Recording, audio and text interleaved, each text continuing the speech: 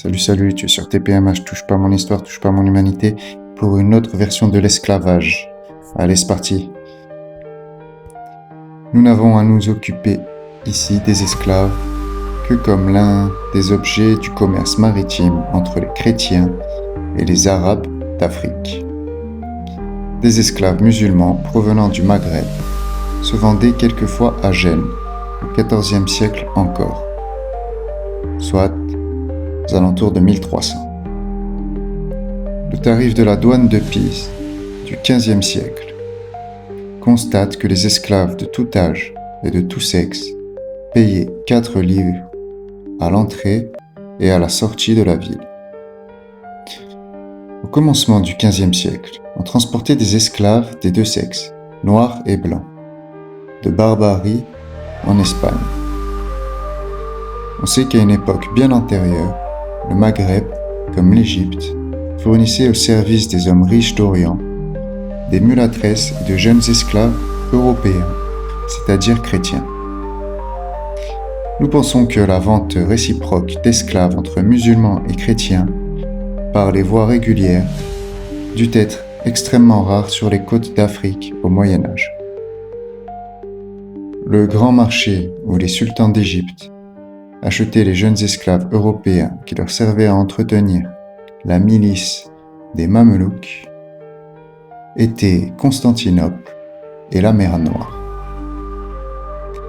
Et il faut avouer que les intermédiaires habituels de cette traite infâme étaient presque toujours, nonobstant, les perpétuelles défenses du Saint-Siège, des agents et des marins chrétiens, surtout des Génois.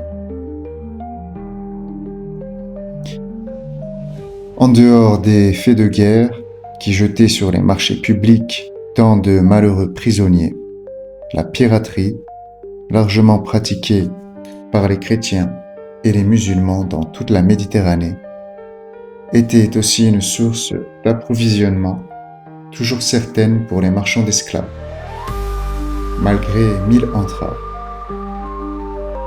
Les traités conclus entre États chrétiens et maghrébins prohibèrent néanmoins, dès le XIIe siècle, et de la manière la plus formelle, la mise en vente d'hommes tombés ainsi en captivité.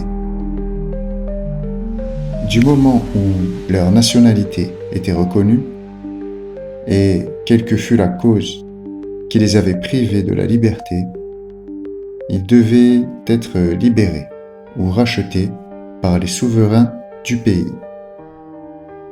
L'exécution de ces engagements rencontrait des difficultés, mais les obligations réciproques contractées à cet effet par les émirs arabes et les princes chrétiens sont très expresses.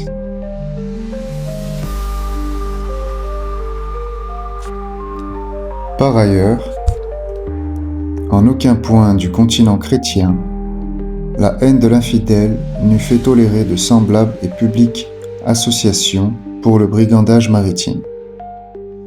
Mais la Méditerranée vit parfois des expéditions chrétiennes qui en avaient toutes les conséquences. Sans revenir sur les courses de Henri de Malte et des proscrits génois de 1323, il suffit de rappeler les milliers de cultivateurs et de propriétaires arabes de toutes conditions enlevés à Cabès en 1284, à Djerba en 1310, à Tripoli en 1355,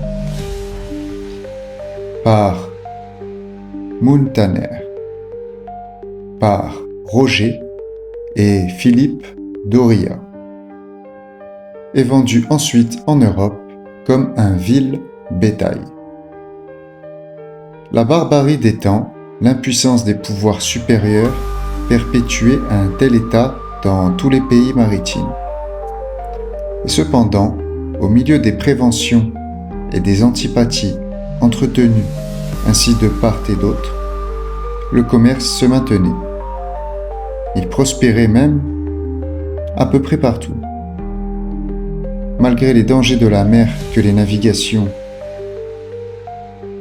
en n'espérait, même à peu près partout, malgré les dangers de la mer que les navigations en conservent, n'éloignaient pas toujours, malgré les difficultés des communications entre peuples étrangers, que l'action des consuls et des gouvernements ne suffisait pas toujours à prévoir ou à aplanir. Nous avons déjà signalé les obstacles rencontrés souvent en Afrique par le commerce chrétien dans le détail de ces opérations. Nous devons les rappeler de nouveau quand l'occasion s'en présente. Il ne faudrait pas croire que les discussions entre marchands de nationalités différentes et que les plaintes des marchands européens contre les agents des émirs fussent rares. Parce que l'esprit bienveillant des traités tendait à les conjurer. En recherchant et en divulguant sans ménagement tout ce que nous pouvons savoir des conditions faites aux chrétiens en Afrique, sous les Arabes, nous sommes assurés qu'un avantage suffisant restera à cette époque en comparaison du régime qui lui succéda.